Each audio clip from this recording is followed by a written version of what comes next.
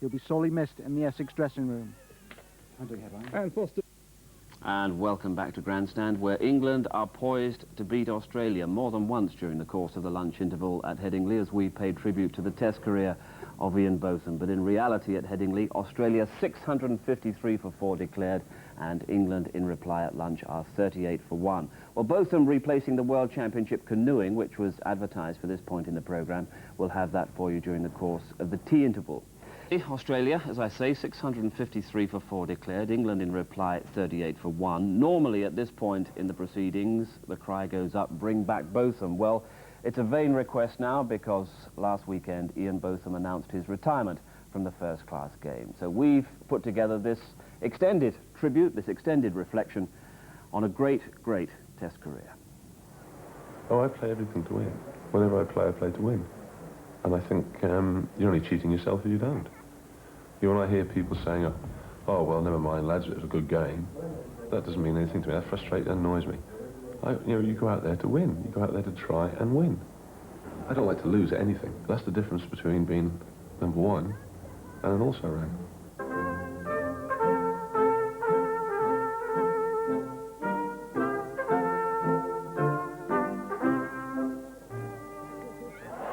And he's bowling, first ball. Oh, what a return. Look at Botham, absolutely delighted. His first wicket in Test match cricket, and what a scalp to get.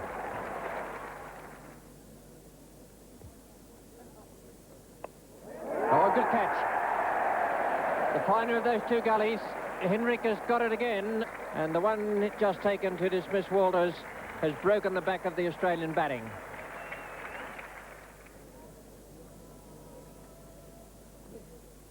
Well bowled indeed. I would reckon that's just about plumb.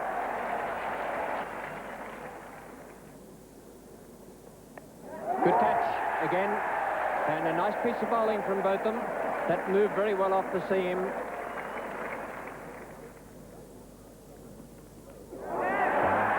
Toss high in the air, and he's out, he's caught. Botham takes another wicket, that's his fifth in the innings, 5 wickets to date out of 9 that have fallen.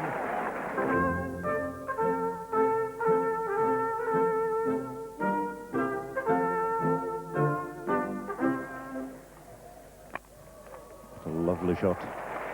No point in anybody chasing that. It's streaking through extra cover for 4 more. 4 that takes Ian Botham into the 90s, on to 93. Is to face Iqbal Qasim. He'll have closed considerably. He's going for the 100. He's sprinted through. He's no problem at all. His hands go in the air. And young Ian Botham of Somerset and England goes through to a second Test match century. And he must really love this Test match cricket.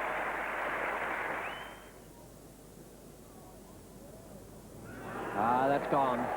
Well bowled, Ian Botham. He almost did it in the last over with a big leg cutter. And that one lifted and went away from Madassa. Oh, what a good piece of bowling. Well, it's a great over, this, and the perfect culmination for Ian Botham.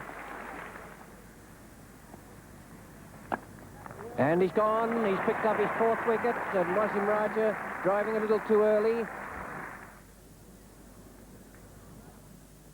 There's no question about that one, though. That one swung in. He's only left one stump standing, a great sight to any pace bowler. And that's it, and the Test match is over. And what a Test match this has been for Ian Botham. His final figures here, 8 for 34. And all that following a magnificent 100 on the first day.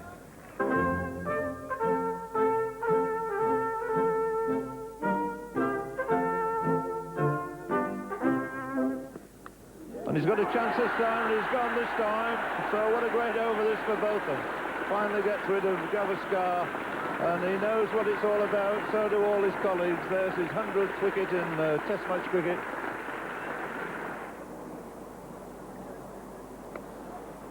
Well, he's away, and I think there's got to be 3 runs here for him, because everybody is aware he wants 3. Nobody more so than Graham Gooch. In fact, he's gone for 4. Botham knows, he's been informed of the fact here for a change, and the crowd know, and Bishop Bailey, the first to walk out and congratulate him.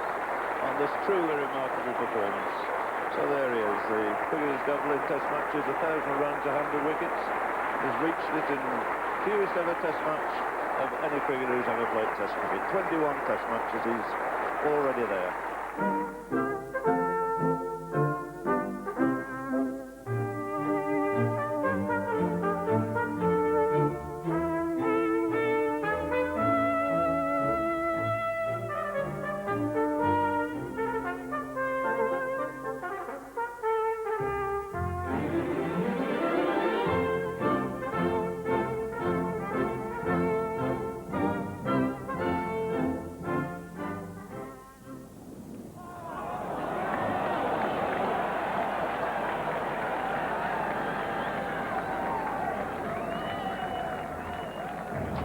Returns silence.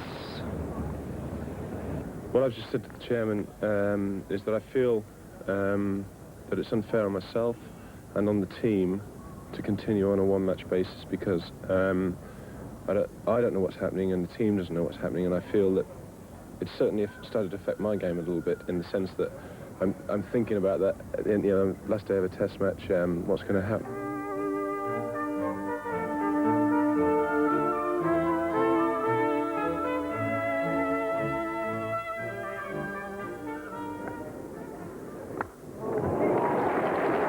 Lovely shot. Allman pitching up again, inviting him to drive, and Ian Botham needs no second invitation.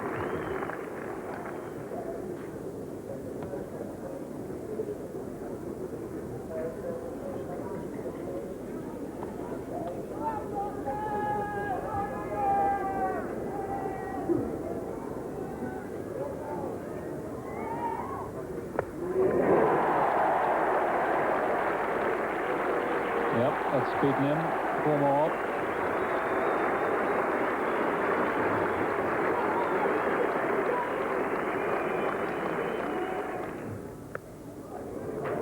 Oh, beautiful stroke. Beautiful stroke.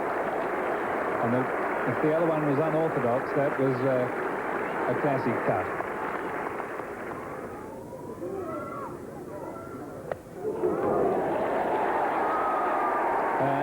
Not quite where he intended, but it brings him his 50 nonetheless.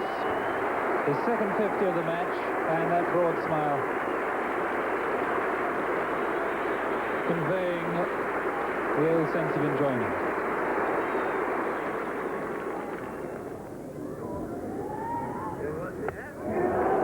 And there is the 100 partnership between Ian Botham and Graham Dilley. In just 70 minutes, which have, if they haven't turned the match upside down, they've certainly turned the character of the match upside down.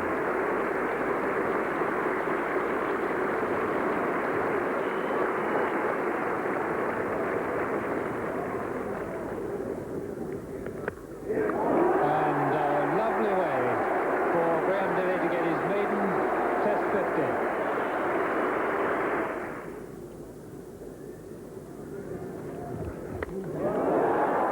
Looking for that, let alone chasing it.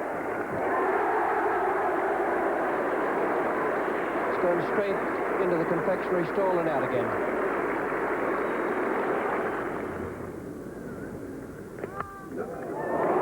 It's a no ball and it's 4. 99 to Botham. And that's as good as any stroke he's played all day.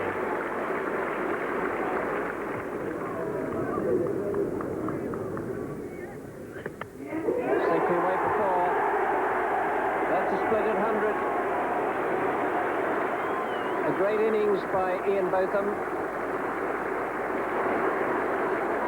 50 in the first innings, a century in the second, and 6 wickets. A marvellous all-round performance to match some of the others he's produced for England.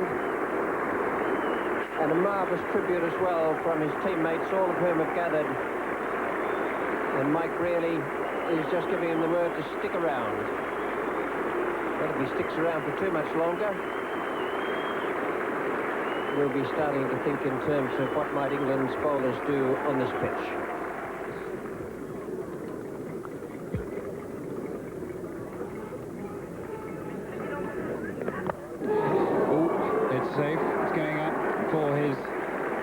25th for, and that is Ian Botham's highest test score.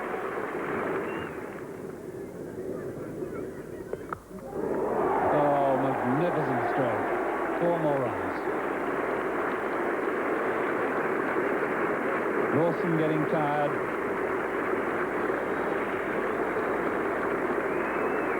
Last ball of the day. The new ball will be due tomorrow.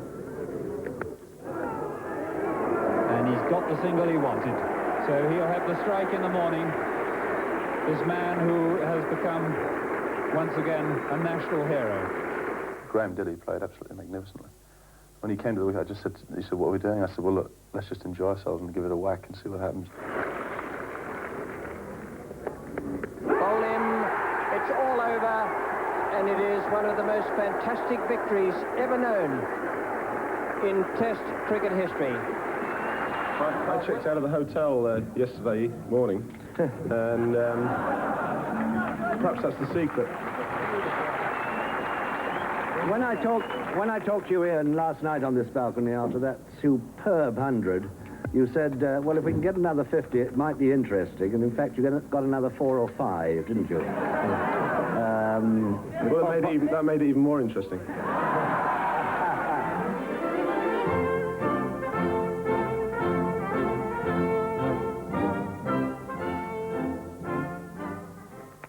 Hold him. 114 for 6.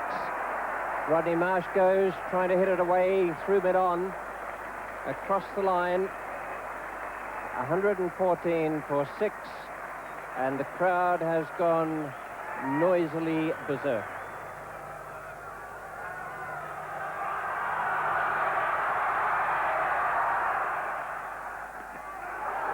He's out. LBW. First ball, and Botham's on a hat-trick. First ball, Ray Bright. It looked to me as though it kept a bit low. It also looked to me as though it was absolutely plumb. 114 for 7 now. And this is incredible.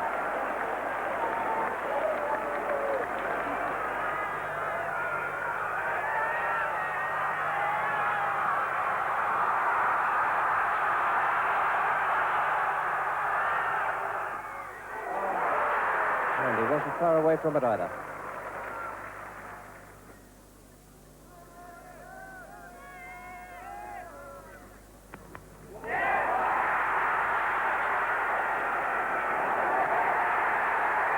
Second attempt, and Bob Taylor grabbed it. Nearly is gone. It's 120 for 8. And you can see how wide that delivery was. And up she goes, out she goes, and thank goodness for that, says Bob Taylor.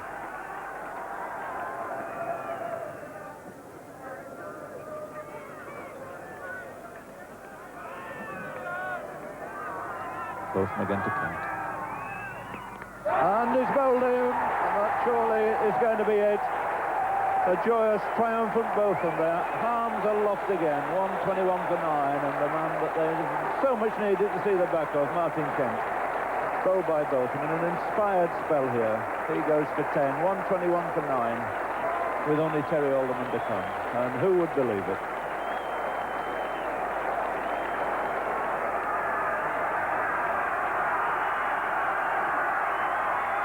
Alderman facing. That's it this time. He's made sure he's taken 5 wickets. He grabs the stump, and another memorable victory for England. He didn't want to bowl, you know. Didn't he? He thought, I think, now he's just beginning to come back, the real confidence that he always used to have. I'm not saying he didn't want to bowl, but he wondered if other people shouldn't bowl ahead of him. And he came in, and now he's coming in really hard, and it makes all the difference with him if he's coming in hard and hitting the ground, hitting the bat. And I think he did it for a while at Headingley, and he did it again today. It was a marvellous, marvellous flair.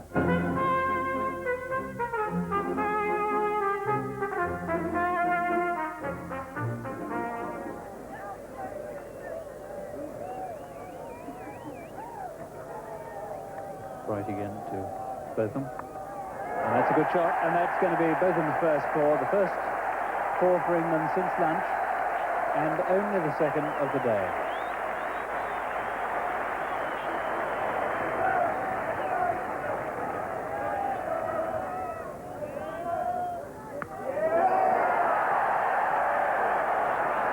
What a catch for Whitney to have to take. He's put it down. But what a steepler, what a terrible moment for a lad playing in his first Test match. Dennis Lilly. In the air, and 6. That was a good hit because he was beaten for pace with it, and he took his eye off it and still swung the bat and collected it over deep square leg. In the air. And again. He's beaten Whitney and Wood away there at deep square. No hooking down there, safely into the ground. But once again smashed behind square.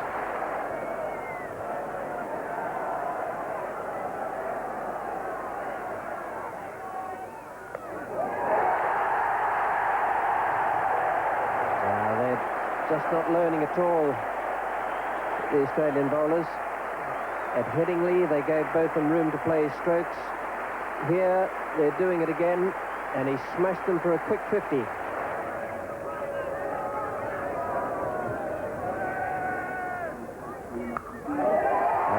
that drew all of them into the trap. The first one up to be driven down the ground. Now, that was just about the best shot Botham's played today. In the air for 6. He plays that shot very well. He doesn't bother looking at it. He just swats it away like well, as though you're smashing a fly.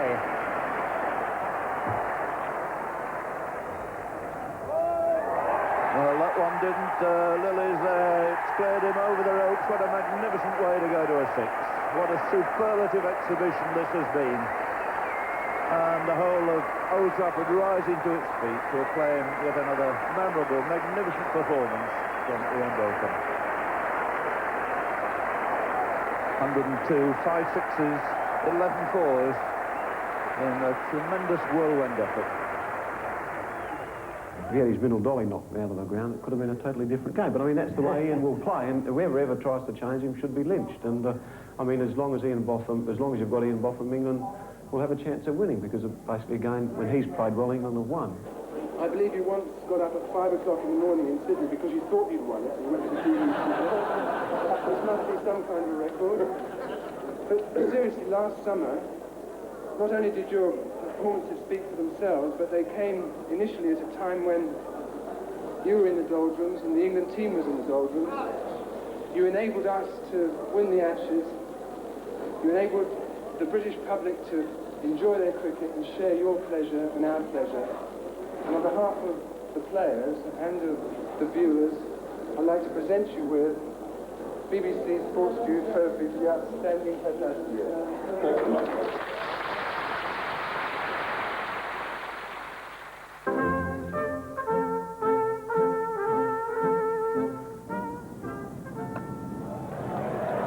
It's almost coming up here.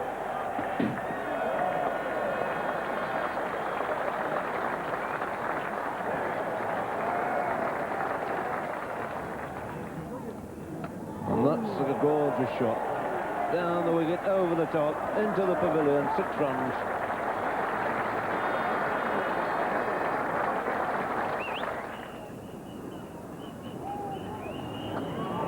My word, I'm pleased I wasn't in the way of that one.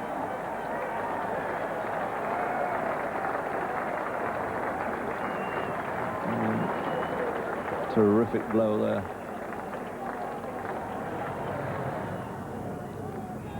And Botham swept the ball away for a single. The bat aloft, and what a magnificent performance this has been.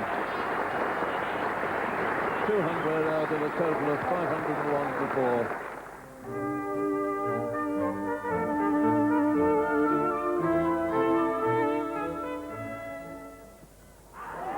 It's gone. Robbie W.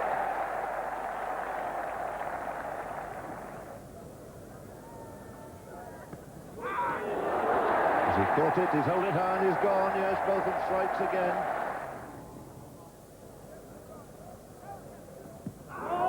Close and very, good one for Botham.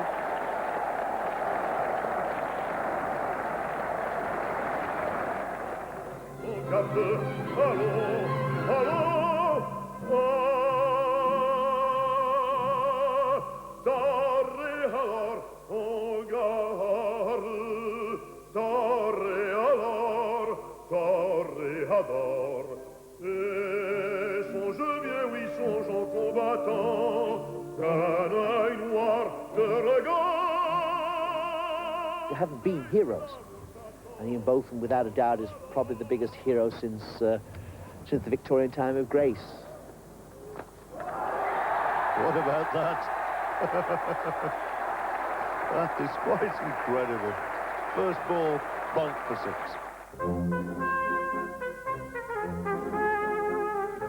Ian Botham's admission that he smoked marijuana has got him dropped from the England cricket squad, and it could have finished his Test career for good. Ian Botham has been banned from first-class cricket for 2 months. He can't play for his country or his county until August. They expect you to do everything on the field. It's very, very cynical, I think, to expect you then to go and sit in a room and look at the ceiling all night and not come out the room. You don't. You've got to go down the bar, you've got to have a few beers, you've got to let off steam, you've got to unwind. That's natural. Providing you come out the next day and can perform, that's what the whole job's about.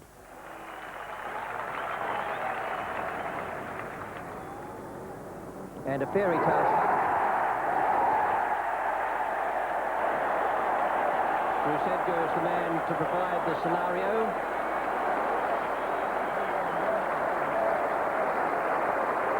And Graham Gooch, the man at slip. Well, I've never seen anything like it in my life. That is quite fantastic. Beautifully bowled. Just the suggestion of in-swing, and Ian Botham has become the greatest wicket-taker of all time. He beats Dennis Lilly. And not only jubilation here at the Oval, but I'm sure ripples all around the world as Botham takes his 356th Test wicket, and Jeff Kerr is the victim. I'm just going to catch up on this week's edition of Boys Own Annual.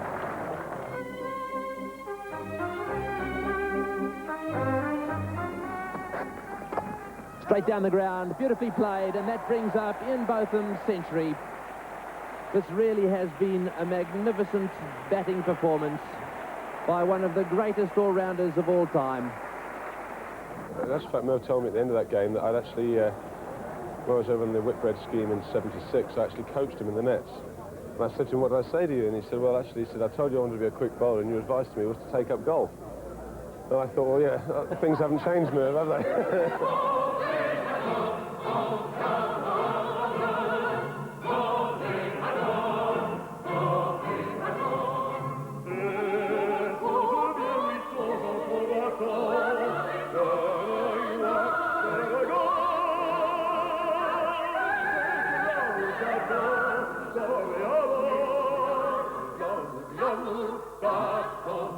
Die young and stay pretty, that's it. I'll just stay young. I don't want to grow up. The fairy tale story to end the Test match would be for Ian Botham to hit the winning run. And the thing here is that throughout his long and distinguished Test career, this is his 98th Test, has never played on an England winning side against the West Indies. There he goes. One hit from Botham.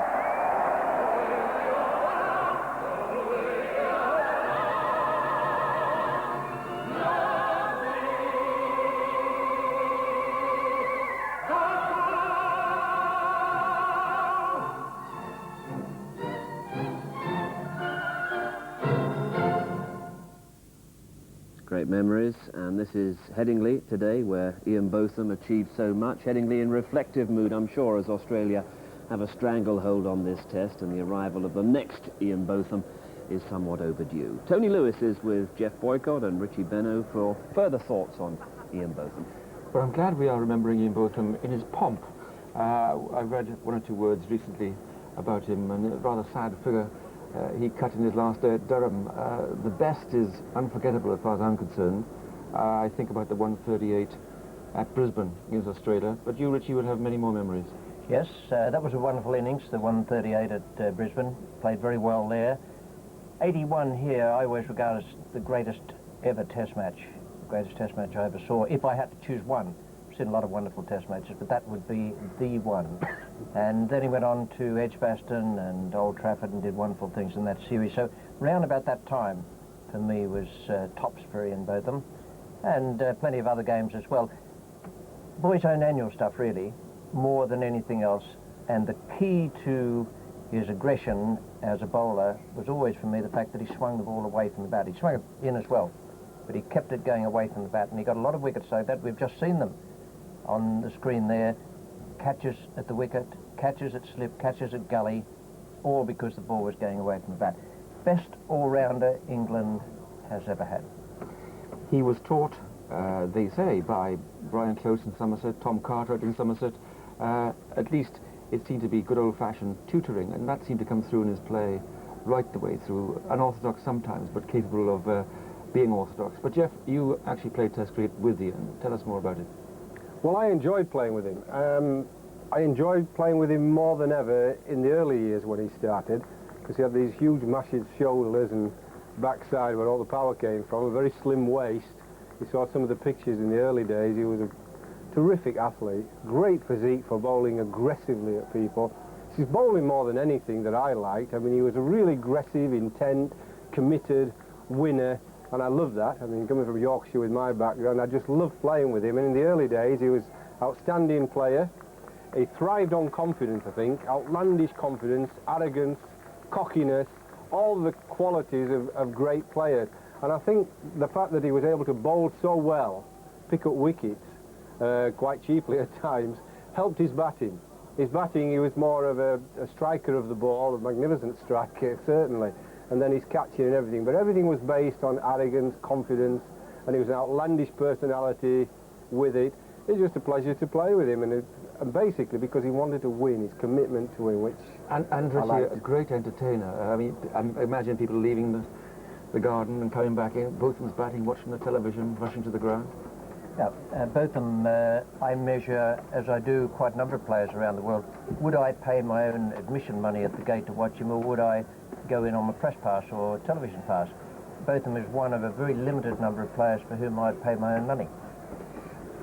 Well, thank you, Richie Benaud and Jeff Boycott. Thanks, I should say, to Ian Botham. In the commentary box is Jack Bannister.